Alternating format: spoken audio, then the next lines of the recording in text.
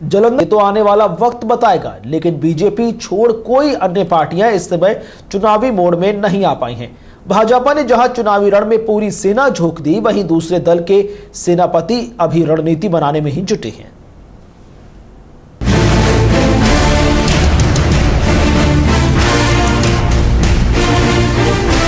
Bharatiya Janata party के पास अभी UP विधानसभा चुनाव 2017 के लिए भले ही मुख्यमंत्री का कोई चेहरा नहीं है, लेकिन बीजेपी 265 प्लस के मिशन में पूरी तरह से लग चुकी है।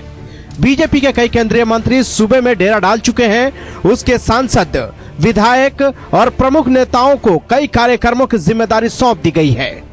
लोकसभा चुनाव में 73 सीटें जीतने वाली बीजेपी के सामने वही 2014 का प्रदर्शन दोहराने की चुनौती है। इसी को ध्यान में रखकर बीजेपी ने हाईटेक चुनाव अभियान शुरू किया है। बीजेपी का हाईटेक चुनाव अभियान। बीजेपी की 4 परिवर्तन यात्राएं निकल रही हैं। यूपी की मन की बात जानने के लिए 75 रथ जिलों में चल रहे हैं। युवा, महिला, किसानों के अलग सम्मेलन किए जा रहे हैं। प्रधानमंत्री मोदी लगातार यूपी में सभाएं कर रहे हैं। 27 नवंबर को कुशीनगर में पीएम करेंगे रैली। राष्ट्रीय अध्यक्ष से लेकर सभी पदाधिकारी चुनावी तैयारियों में जुटे।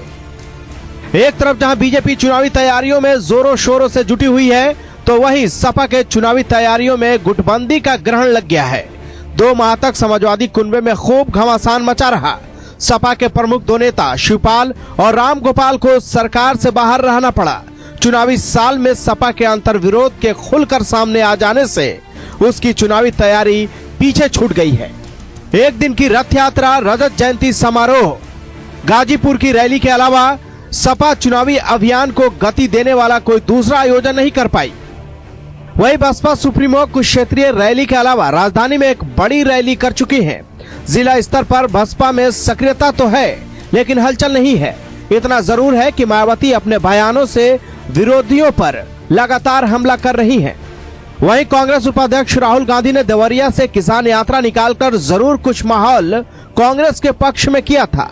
किसानों की कर्ज माफी को लेकर किसानों में उत्सुकता थी, लेकिन राहुल की संदेश यात्रा कुछ असर नहीं छोड़ पाई।